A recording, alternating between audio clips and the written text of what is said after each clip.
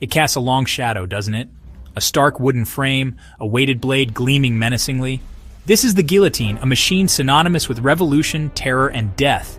Its nickname? The Widow, a chilling moniker for an instrument that claimed thousands of lives. But have you ever wondered where this infamous invention came from? Who dreamt up this efficient instrument of death? The story is a tangled web of irony and historical twists. Buckle up because you're in for a wild ride.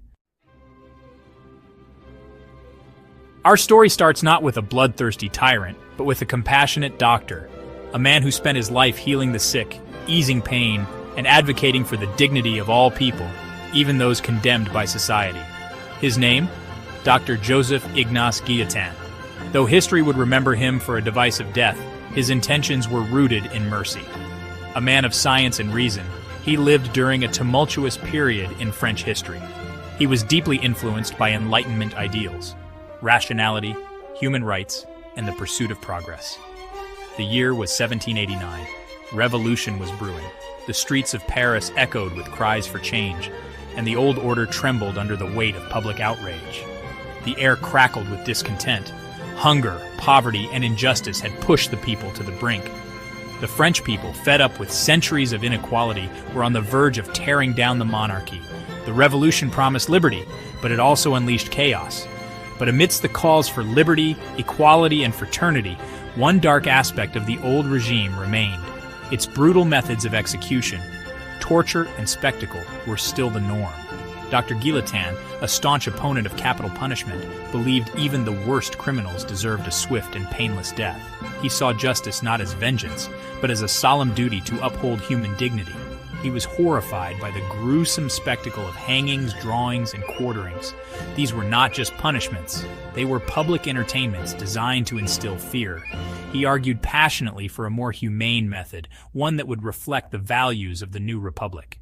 A method that would be quick, efficient, and above all, merciful.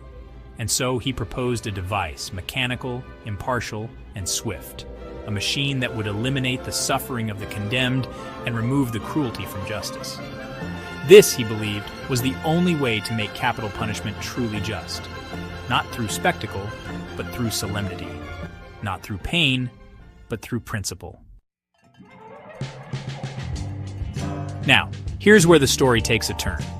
What many assume to be a tale of brutality is, in fact, a story rooted in reform, science, and a surprising sense of compassion.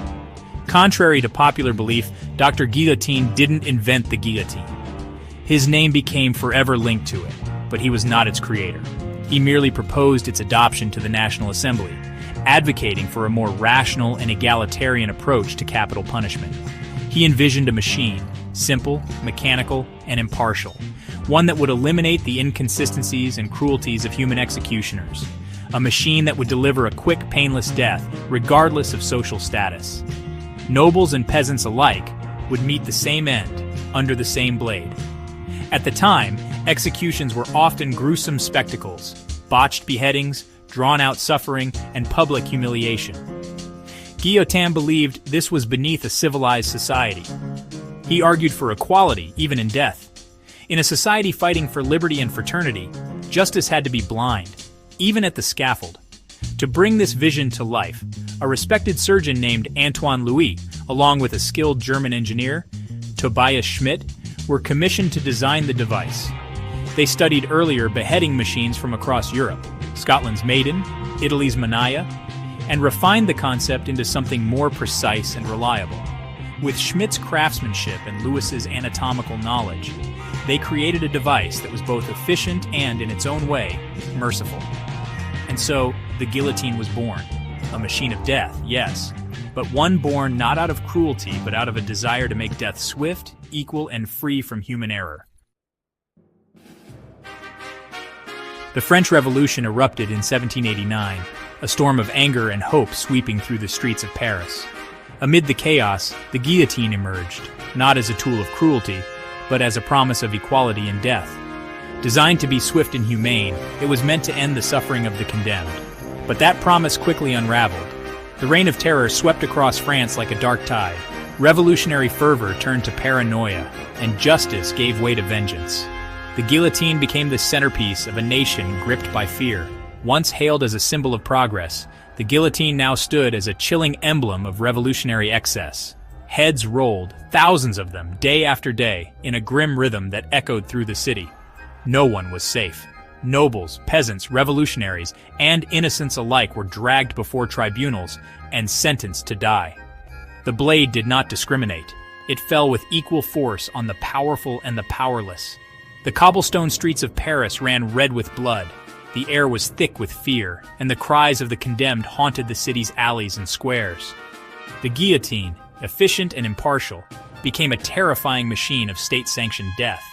It fed the revolution's insatiable hunger for control, for purity, for order through terror.